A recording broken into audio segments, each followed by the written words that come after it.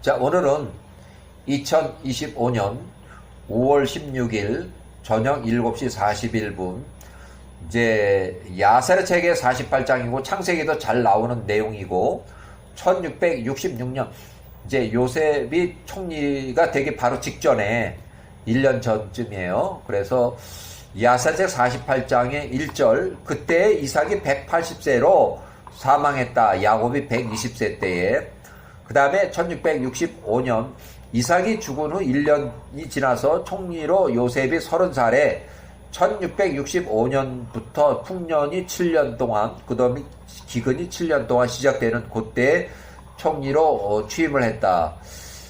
자, 1665년부터 1659년 풍년 7년 그 다음에 기근 7년 야와께서 그 온 땅에 명하여 풍년 7년 동안 요셉 총리로 요때까지 30살에서 36살까지 7년 동안 풍년 요셉 야곱이 122세 127세까지 그 다음에 이제 극심한 기근으로는 7년 극심한 기근으로 요때까지 총리가 37살에서 43살까지 야곱이 128, 143, 34세까지 극심한 기근을 야곱이 128세에서 134세 임하게 하셨다. 극심한 기근의 시작은 요때고 이때 야곱이 128세, 애굽의 총리가 37살, 유다가 41살, 그 다음에 벤자민 28살, 이제 이주하기 2년 전이에요. 요때가. 자, 레하하고 라헬은 야곱과 나이가 55년 정도 차이가 나고, 1686년 야곱이 100세 때에 라헬이 45세로 사망했다. 자, 야곱이 106세 때에 요셉이 15살, 15살일 때 레아가 51세로 사망했다. 1680년에. 그 다음에 1665년 요셉이 30살일 때 그때 애굽의 통짜 왕 파라오 왕의 이름이에요. 역사책에 나오는 이름이에요. 까야나. 지금 이거 제가 얘기하는 게 1665년 기원전 요셉이 30살에 뭐 이렇게 해서 이렇게 나오는데 이거 다 역사책에 나오는 내용들이에요. 이 내용들이 그러니까 이게 뭐 꾸며낸 얘기가 아니에요. 이거 꾸며낸 얘기가 아니고 야세르 책에 나오는 그 기록이지만 이 기록이 이집트에서 있었던 일이고 또 이스라엘 민족의 역사예요. 그 이스라엘 민족의 역사 이야기를 야세르 책에 기록한 것을 지금 읽고 있는 거예요. 아, 성경이 그거 나온 거 다 꾸민 거 아닌가? 그 거짓말 아닌가?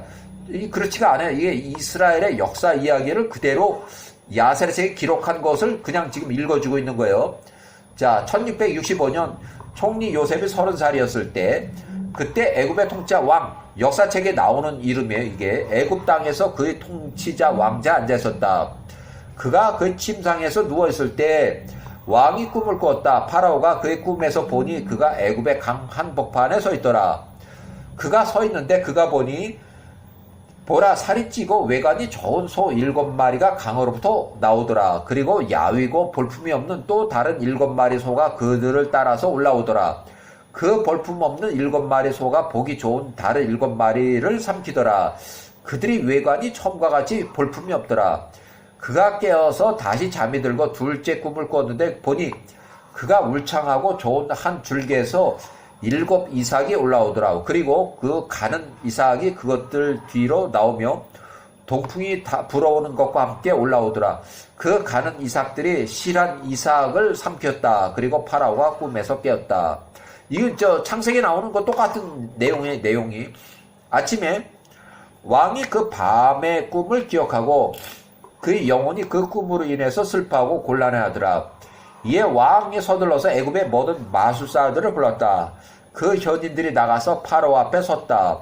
왕이 그들에게 말하되 내가 꿈을 꿨는데 그것을 해석하는 자가 아무도 없구나 하니 이에 그들이 통짜 왕에게 말하되 왕의 꿈을 통짜 왕의 종들에게 설명을 해주소서. 우리가 그것을 듣게 하소서. 왕이 그의 꿈을 그들에게 설명하였다. 그들 모두가 대답하며 왕에게 한 목소리로 말하되 왕이여 만세수 하옵소서. 이것이 통짜 왕의 꿈에 대한 해석입니다. 그러니까 해석을 이제 엉터리로 막 하는 거예요.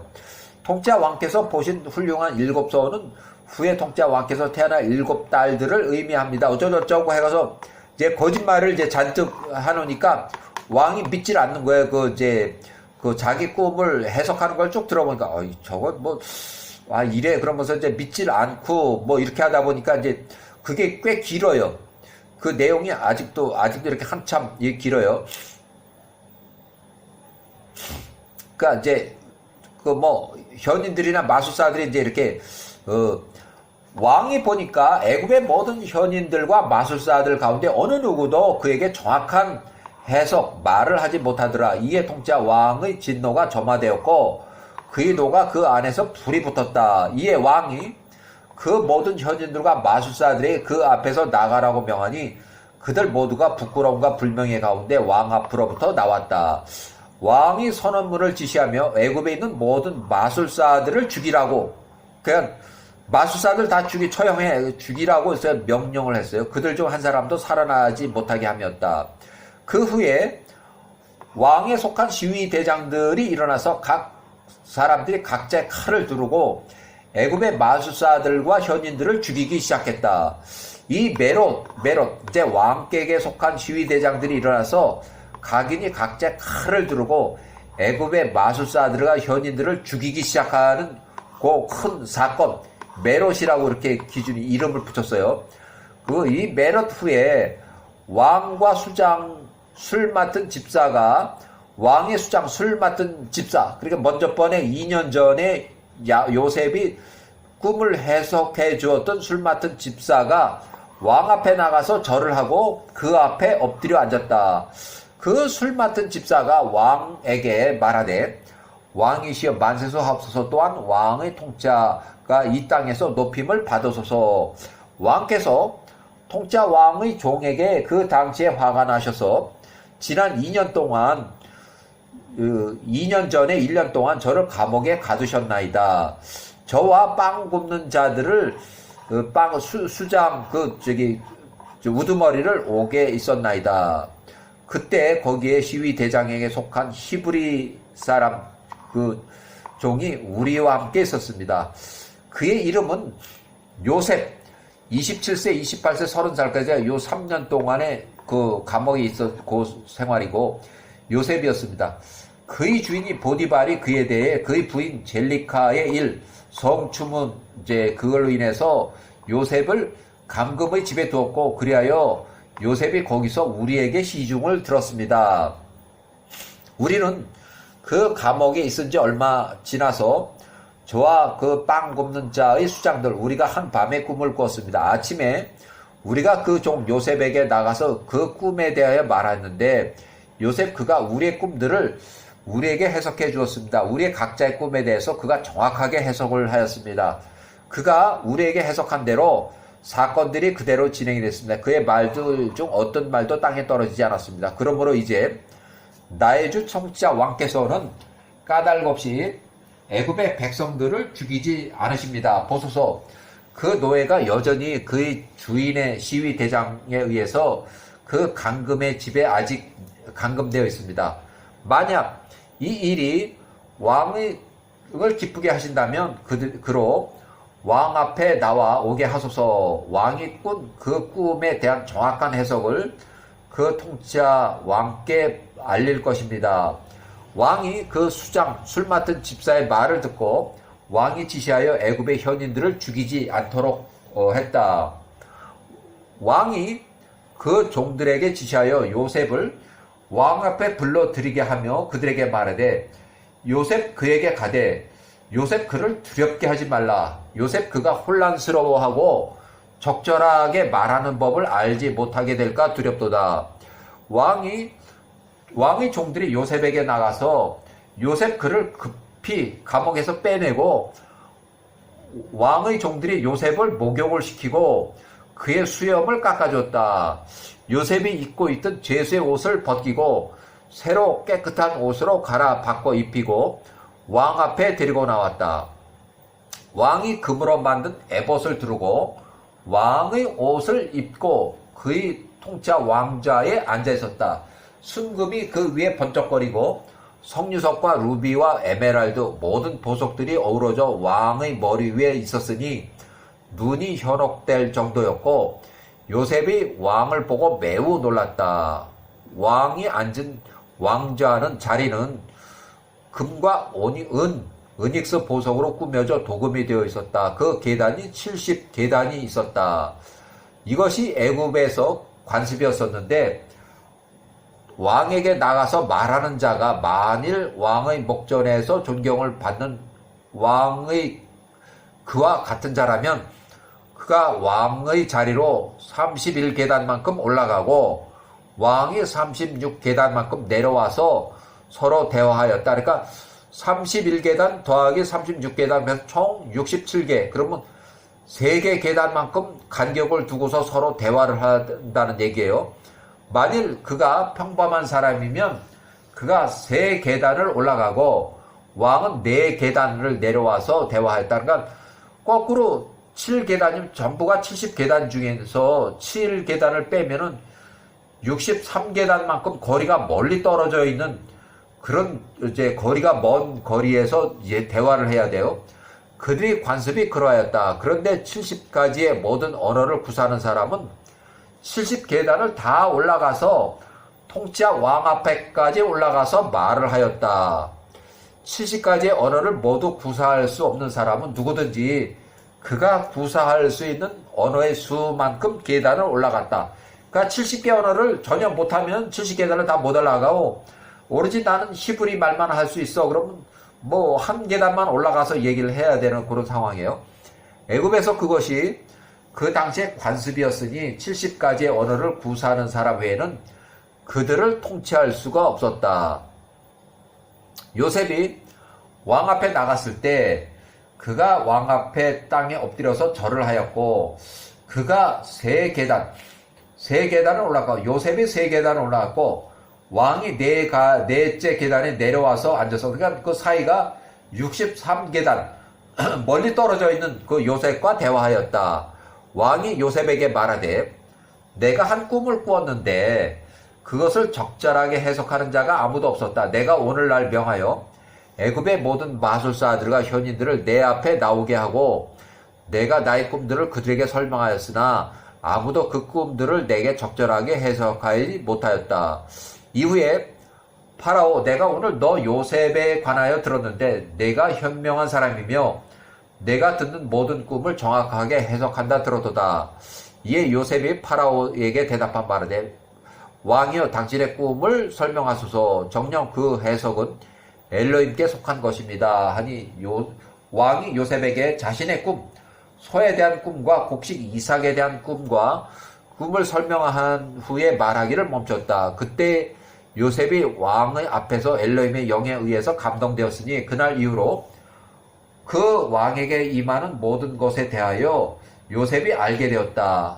그가 왕의 꿈에 대한 적절한 해석을 알게 되었고 요셉이 왕 앞에서 말을 하였다. 요셉이 왕의 목전에 은혜를 입었으니 왕이 끄야나가 그의 귀와 그의 마음을 기울이고 요셉이 하는 모든 말을 들었다. 요셉이 왕에게 말하되 그 꿈들이 2개의 서로 다른 꿈이라고 생각하지 마옵소서.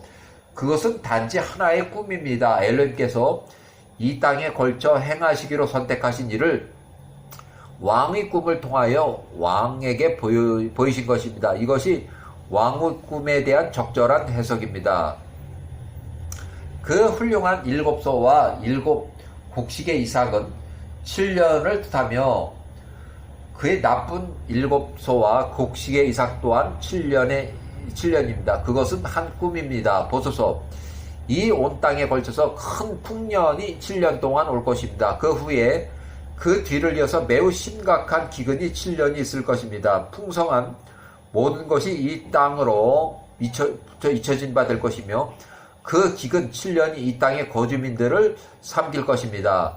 왕이 한 꿈을 꾼 것인데 그 꿈이 왕에게 반복이 된 것입니다. 이는 이 일이 엘로힘에 의해서 세워진 것이며 엘로힘께서 그것을 곧 시행할 것이기 때문입니다. 그러므로 이제 요셉 제가 왕께 조언할 것이니 이 기근의 폐해로부터 이 땅의 거주민들의 영혼들과 왕의 영혼들을 구하소서. 왕의 나라에서 모든 업무를 잘 아는 매우 신중하고 현명한 한 사람을 반드시 찾으시고 그로 애굽의 땅을 관리하도록 새로운 총리로 임명을 하소서.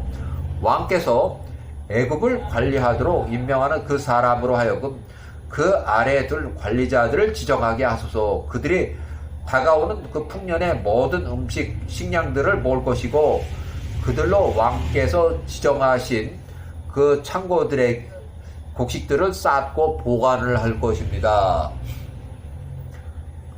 그들이 7년을 위해서 그 식량을 보관하게 하소서. 그때 왕과 통짜 왕의 백성들과 통짜 왕의 모든 땅이 식량을 얻고 왕의 땅의 기근으로 식량이 끊어지지 않을 것입니다. 이 땅의 모든 거주민들 또한 그들이 그 들판에서 7년의 풍년 동안에 생산한 모든 종류의 식량을 그들이 창고들에 모아놓게 하소서.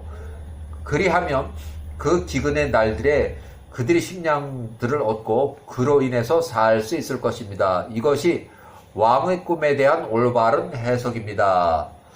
이것이 왕의 영혼과 통짜 왕의 모든 신하들의 영혼을 구하기 위해 주어진 조언입니다. 왕이 요셉에게 대답한 말하되 너의 말들이 옳다는 것을 누가 알며 누가 그것을 아느냐 하니 이에 그가 통짜 왕에게 대답하되 요셉이 이제 통짜 왕에게 대답하는 거예요. 나의 모든 말들을 왕께서 인정하게 될 표징이 이것입니다. 나의 말들이 옳으며 내 조언이 통짜 왕께 선하다는 것을 알려줄 표징입니다.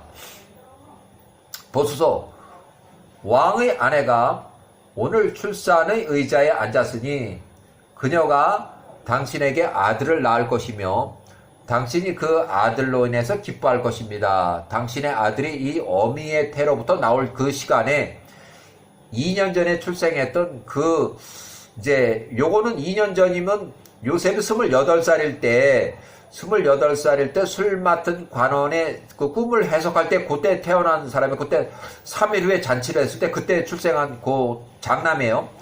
그 첫째 이름의 그 첫째 아들은 그때 죽을 것입니다. 그러니까 두 번째 아들이 출생할 때 2년 전에 출생했던 장남은 사망한다 이거예요. 그러나 오늘 왕께서 태어날 그 둘째 아이로 인해서 왕이 위로를 받을 것입니다. 왕의 이러한 말들로 말하기를 멈추고 그가 왕께 절하고 밖으로 나가니라.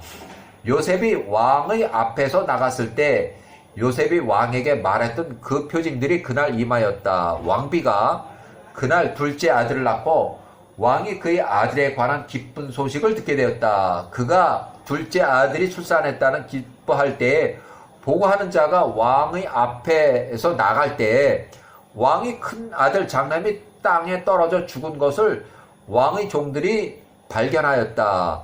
이에 왕의 집에 큰 슬픔과 울음이 있었다. 왕이 그 소리를 듣고 말하되 이 집에서 나에게 들리는 이 슬픔의 소리가 무엇이냐?